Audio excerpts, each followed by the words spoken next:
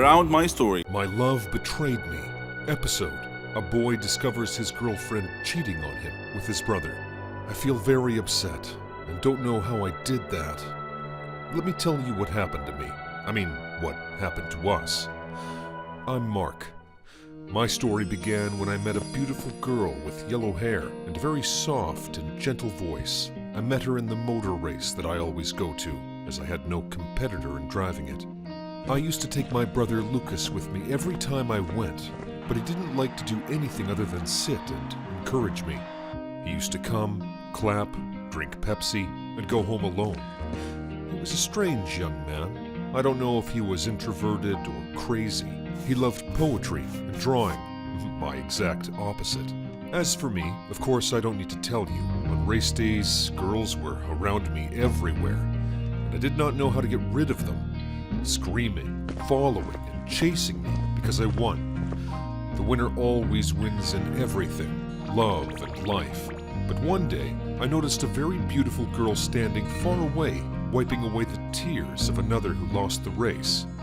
She attracted me a lot, so I decided to make a trick to make her chase me, or at least take care of me. But I had to hide from these crazy girls, and I entered the bathroom, cut off my clothes, and hit myself with 2 very hard punches. First I came out, the girls screamed, not out of joy, but they were afraid of my appearance. Charlotte was as beautiful as the stars among all the girls. She approached me and asked me about who had done this to me, and I described the boy she was standing with so she could forget him completely. I couldn't describe how she looked at this time. Her eyes sparkled, her hands shaking. She turned around in the stadium, and she didn't find him in the crowd, as if he had disappeared. Her feeling of pity for him changed became for me, and I was able to hug her when I wrapped my arms around her, as she helped me after I seemed to be dizzy. Then I was a pillion passenger in her motorcycle. We flew quickly, and when we got home, Lucas opened for us and freaked out, and he forgot the poor girl at the door. So I entered behind me, left my bag, and was about to leave. But I won't let her go, and I screamed, Lucas. And Lucas was disturbed and talking to me, but I didn't care, and was focusing on this beautiful girl who came back to me quickly as soon as I cried out of pain. Then Lucas noticed her and gave her juice and applied poultices to me. Since then, I and Charlotte became friends. Every day we hang out together, and I felt the tenderness and the kindness of her heart. I became much attached to her and loved her. She also kept bringing me presents, and we kept having dinner together, me, her, and Lucas. When we finish dinner, Lucas goes playing music and painting, and Charlotte and I enjoy watching a movie together. We had good times, couldn't be forgotten. But one evening, I went to the bathroom, and when I came back, I didn't find Charlotte. I looked for her in the whole house, and finally, I found her opening the door of Lucas's room, and watching him. I approached her and said, "What's wrong, my dear? Are you bored? Let's go out tonight if you like." She nodded her head, and we spent the whole evening dancing, loving, and laughing. The next day was my birthday, and I wanted to know whether she remembers it or not. That day, Lucas was so busy. He had a lot of calls and messages, so I thought he fell in love. I entered his room, took his mobile, and found a video of Charlotte saying that she did not want to be with me because she loved him, and she will tell me that today, as her love for me has ended. I was shocked, felt dizzy, and I felt that there was something below. It was a brown leather wallet she brought him, like the one she brought me. I opened it and found their picture in it. So I decided to kill them both, and I made them a trap.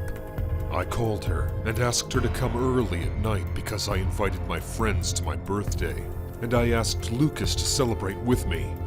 He agreed and started to prepare the cake himself. When she came, I opened the door for her. She entered, and it was dark in the house, as if a festive atmosphere. As soon as she entered, I called Lucas and asked them to wait for me to get the juice. Because they are the two I love the most, and the two who loved me the most, and they drank the juice after I put the poison in it. After 2 sips of it, they fainted, so I tied them together with a rope. I got into the car and threw them into the lake closest to our house. I still feel that I did not take revenge for their betrayal, but I became miserable. Where are Lucas's joy and Charlotte's love? I am alone. Can you tell me how to repent? I don't know what to do. Hi, my name is Lisa. Every day, I receive hundreds of flower bouquets and a lot of chocolates, endless amount of food, and a lot of party invitations, a million messages from social media accounts, and a lot of very expensive gifts, like jewelries, designer clothes, bags, and perfumes. But no, they're not for me. They're for my boss. My boss, Ellen, is a former beauty queen. I think she's just a little bit older than I am. She owns a cosmetics company and she is so successful. Not to mention, she's the most beautiful woman I have ever seen. No wonder a lot of guys are head over heels for her. And as her assistant, I get to be the one to reject him. Also, if I'm lucky and she's in the mood, she'll let me have the gifts that came from her fans. That's why I have signature clothes, shoes, bags, and perfumes that I have nothing to use for. Good thing is, we have the same size, and we're the same height. Okay, back to Ellen. She's dating somebody right now. His name is John, but I'm pretty sure she's cheating on him. She once told me that she does not really like John because he's boring. But me, I like John. He's a good guy. He always greets me when he sees me around. It's a big deal for me because I get used to being ignored by people all the time. But not John. He always smiles at me. I'm not the type of woman you will notice across the room. Well, it could mean the opposite for not a very good reason. Thanks to this big scar I have on my face since birth. Having said that, I've never had any guys who were serious about me. Either taking me out on a date just to pull a prank on me, or just want to win a bet. Unlike John with Ellen, I can see that he's super in love with her, while Ellen is just pretending because of money. John's family owns a chain of malls. Yes, he is much richer than she is. One time, Ellen said she wants to go to the plastic surgery clinic. I told her she does not need a plastic surgery. She just said, "Just go with me, silly." So I just followed her. Turns out, she's having an affair with the plastic surgeon. His name is Mike, and she's been with him ever since she and John became together 2 years ago. The surgeon looks arrogant, not like John, who's full of compassion. One time, Mike told Ellen that he can remove the scar on my face. Ellen just laughed and said, "Just let her be. I think that's her lucky charm." I was hurt, and I think what she said was mean, but I just brushed it off and laughed with them. Ellen is really mean, but at least she pays me well. If not for her, my mom's life would not be extended. I needed a lot of money for her operation a couple of years ago. Ellen helped me through all of it. On the other hand, I must also say that my life is hell because Ellen doesn't know a single thing about organizing. And I believe that I'm the sole reason why her company is still up and running. Not to brag, but I think 80% of the reason why she's successful is because of me. 20% is because of her looks and beauty. Yet of course, nobody knows that except her and me. Ellen says I owe my life to her. She always says that if I dare leave her, she will have another scar to my face, which is really mean. But I don't hate her. I've actually learned to love her. And I agree that I have a great life because of her. She let me live in the townhouse she bought. She gave me a car. Besides, she's always given me nice things. What more can I ask for, right? Then one day, John told me that he's planning to propose to Ellen. I got worried, and to be honest, I was not really happy about it. I want to tell John that Ellen does not feel the same way about him, and she probably would just say no. And if ever she says yes, I know that she's only after his money. I suddenly felt sad. How I wish a man like him would come to me like this. "Lisa, will you..." My eyes got so big, I thought he was gonna propose to me. "Will you help me plan the proposal?" John asked. "Oh, of course. It would be my pleasure, John. He just smiled at me. This man is really simple and down to earth. So I helped him plan the proposal, even though I knew it would not be a very good idea. I don't know how many times I contemplated on telling him the truth, that Ellen is cheating on him. But I don't think it's my place. I should not meddle in their life. But am I doing the right thing? Would I really let this man marry a woman who does not really love him? John deserves more than Ellen. Actually, he deserves someone like me. Someone who will be there for him and take care of him forever. Oh, silly me, what am I thinking? But seriously, I need to do something. So I decided to try and see what Ellen's reaction would be.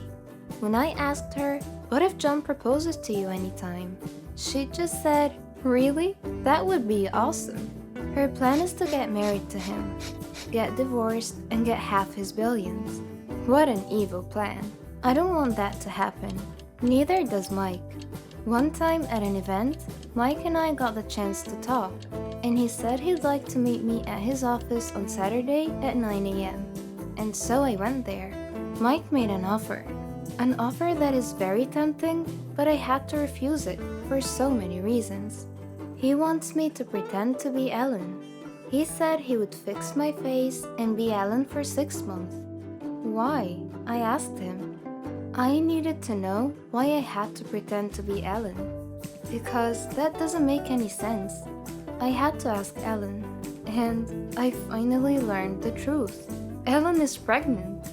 She's pregnant with Mike's baby, and her tummy is already showing. She doesn't want her plans to be ruined, so the plan is she would have me pretend to be her while she and Mike go somewhere far, far away to give birth to their baby quietly. They don't want John to know because then the engagement would not happen. The engagement is set to be tonight.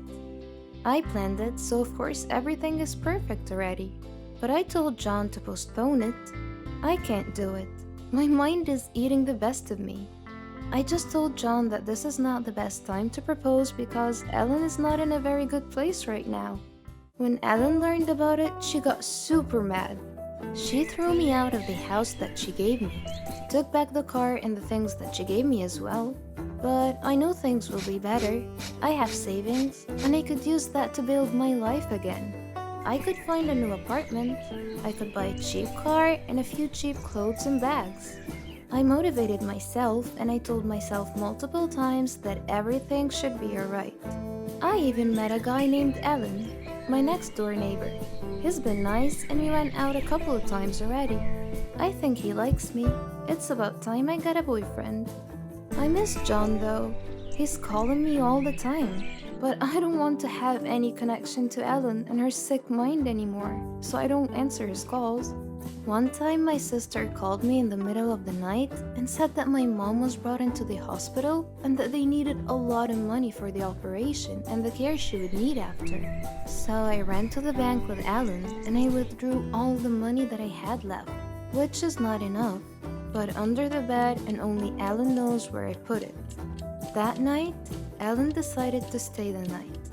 He spent the night and something intimate happened. I woke up with a smile on my face which quickly got replaced with tears. Alan left with all of my money. He also took all of my jewelry, my wallet, and even my cell phone.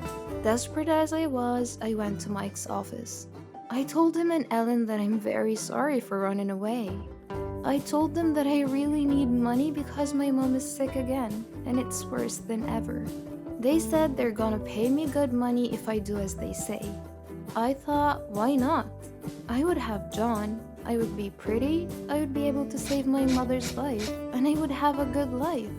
And so I made a deal with them. I'll pretend to be Ellen for a year. It should give them enough time to give birth and settle everything before going back home.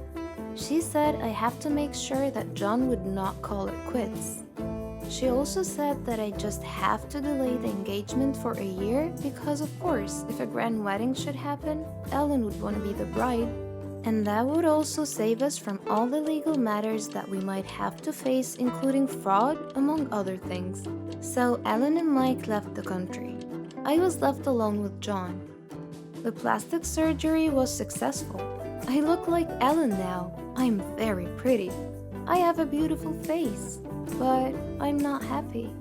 Until the day came that I got to be with John. At first, I had a hard time pretending to be Ellen. But with the business side, it's fine. I'm familiar with everything because I'm basically the one running it. John introduced me to his family. I fell for him even more when I knew that John was a miracle baby. His family is so sweet. I fell in love with all of them. I wonder why Ellen did not appreciate any of this. Then, the biggest surprise of all, his father announced that he's given me a share. Okay, let me talk it down a little. Well, his father decided to give me a mall. Yes, a freaking mall. Well, I know it's not really for me, it's for Ellen, but I am happy. The night ended and John and I were left alone in the garden. We laid down on the grass and John was surprised. He said that the Ellen he knows would not do that. Oops, did I do something wrong? He looked me in the eye and he hugged me. His hug was so sweet. It's the hug that I know I would not get used to even for a lifetime. I love you, Ellen, he said. I love you too, John. My heart is breaking a little because I mean it to me as Lisa. Do you really love me? He asked. Of course I do, I said. He's making me nervous. If I ask you to marry me tomorrow, will you say yes? He asked. He smiled and took out a ring. And the diamond was so beautiful. It was so big. It's really beautiful. But if this is real and it's really meant for me, I won't mind how big the diamond is. I planned proposing to you for a long time now, Ellen. I even asked for Lisa's help. How I wish she could see this, he said. So, will you marry me, Ellen? He asked. My mind says, oh no, but my heart says, yes.